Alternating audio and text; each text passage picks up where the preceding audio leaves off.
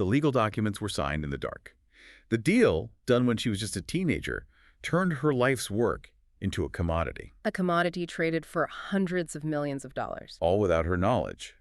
But what they didn't count on was her power to legally and financially rewrite her own history. What started as this really bitter intellectual property feud. It transformed. It became this massive, multi-billion-dollar act of artistic defiance. Okay, let's unpack this. The true story behind Taylor Swift's billion-dollar revenge. Welcome to StarScope Report. Join us as we uncover Hollywood drama, music industry shakeups, and viral scandals. Today, we're doing a deep dive into how Taylor Swift went from, well, an exploited asset to the ultimate industry proprietor, we're asking. Yeah. How did the Eras Tour and the re-recordings completely redefine what it means to be an artist with power? It's more than a comeback story. It's a business blueprint. And to really get the scale of this revenge, you have to start with the vulnerability. Exactly. The Showgirl's vulnerability. It all goes back to the industry's dirty little secret, dual copyright. The sources remind us she signed with Big Machine when she was, what, 14? 15? Just a kid. And she recorded 6 huge albums for them. And recently, she's been using that term, showgirl, to talk about that time. Right. It's a metaphor. She's channeling this, condescending executive persona. It really hints at the darker, more exploitative side of the music business. Okay, so let's break that down for a second. The copyright split. If I write a song, what do I actually own? That's the key question, and it's where it all went wrong for her. So you, the artist, you control the musical work. The recipe. The recipe, exactly. The lyrics, the melody. But the label, they controlled the master recording. The cake that gets sold, the final product. That's the one. And that master is the key to all the big money movies, TV ads, streaming, everything. And the ultimate betrayal, as she saw it, was when those masters, her performances, were sold to Scooter Braun. A man she saw as a business nemesis. It was a hostile acquisition. Yeah. And the sources confirmed those masters were then flipped to Shamrock Holdings for a reported $420 million. And she had no say, even though it was, in her words, her memories and her sweat and her handwriting. But here's the brilliant part. She still owned the recipe. A musical work. So she could legally re-record everything. Her goal was full autonomy. This is where the business genius really comes in, the Taylor's version releases. They weren't just new albums. They were commercially superior substitutes. Why? Just because they were newer? Well, yeah. They were sonically fresh, but critically, she owned them. So she basically made the originals that Shamrock bought far less valuable. She tanked their value. Any requests for a song in a movie or a TV show? She just directed it to her new version. Exactly. She starved the old masters of oxygen. But how much did that actually, hurt the originals? Do we have numbers? Oh, we have numbers. The data shows the TV releases they cannibalize the originals. For example, Red, Taylor's version, earned nearly twice the album equivalent units in 1 week. Wait, okay. For those of us not in the finance weeds, what's an AEU? So an album equivalent unit, or AEU, is how we measure album success now. It's not just sales, it's also streams and downloads all bundled together. Got it. So for her new version to do double the business in 1 week than the original did in 6 months. It means she instantly made her version the dominant, definitive product. She completely devalued the asset Shamrock had spent hundreds of millions on. That's a staggering move. But this wasn't just about her, right? It had bigger ripple effects. Oh, huge. The industry panicked.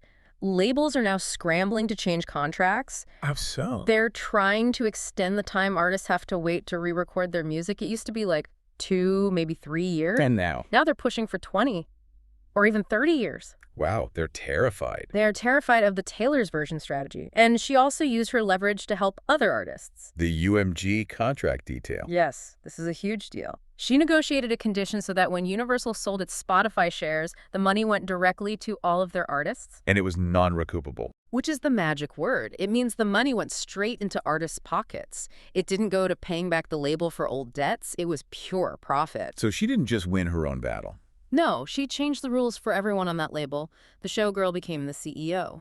But the legal battle was just the opening act. Yeah. How did that autonomy translate into a business operation that literally shook the ground? We're talking seismic activity next. Welcome back to StarScope Report.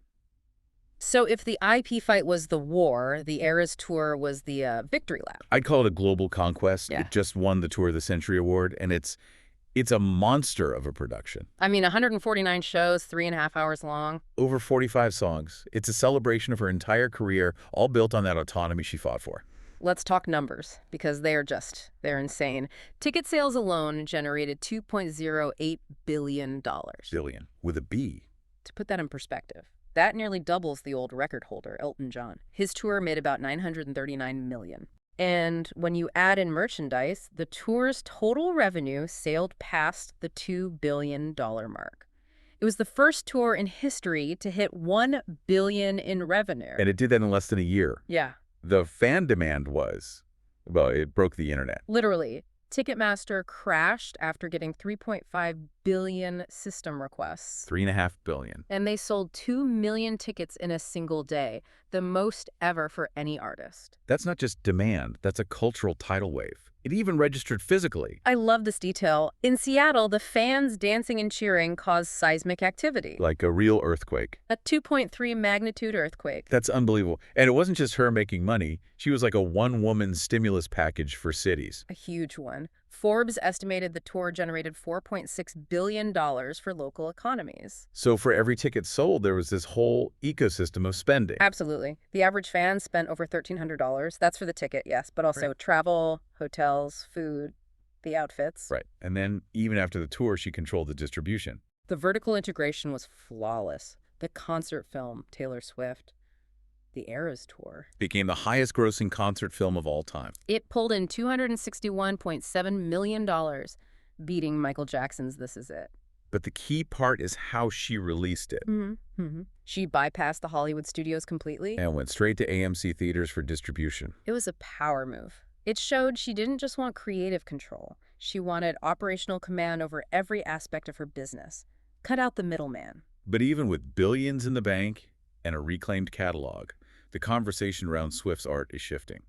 Later, we'll dive into the new album, The Life of a Showgirl, and the critical claims that she's losing touch with the commoner. Don't go anywhere.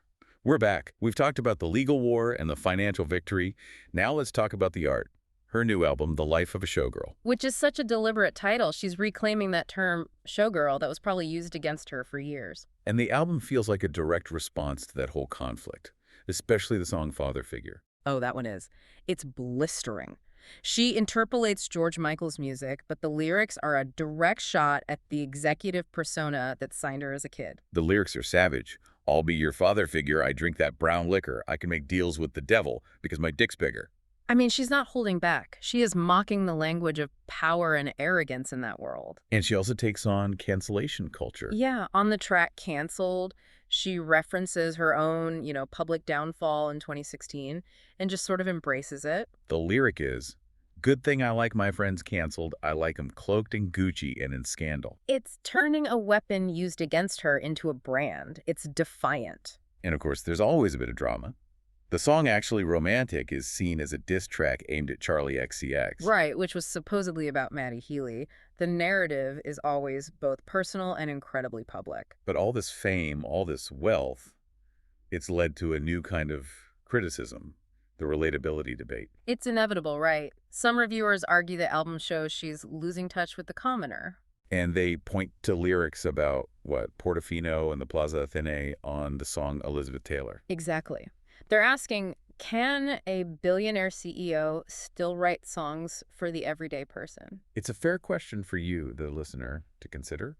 It is, but her defense is actually really interesting. She pushed back on that idea. What did she say?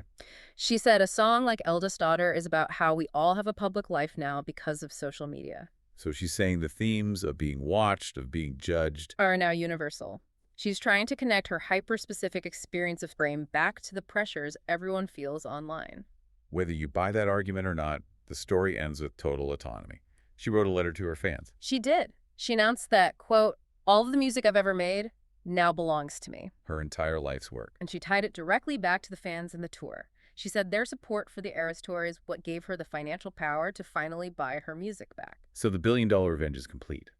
But what does it mean for the next generation of artists? Well, that's the big question, isn't it? On one hand, she proved an artist can win, that they can control their own IP. But on the other, the price of a record deal is now skyrocketing. Labels are demanding those 20 or 30-year bans on re-recording. Which leaves us with a final thought for you to chew on. Now that the showgirl is a CEO, is the future of pop music going to be defined by art or by business strategy? A powerful question.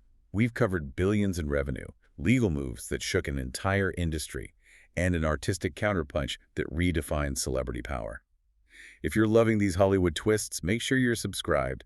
We've got even crazier stories ahead. Thanks for diving in with us. You've been listening to StarScope Report, where Jordan and Jamie uncover the stories shaping Hollywood, music, and pop culture. Thanks for tuning in, and don't forget to subscribe for more stories that keep the stars shining.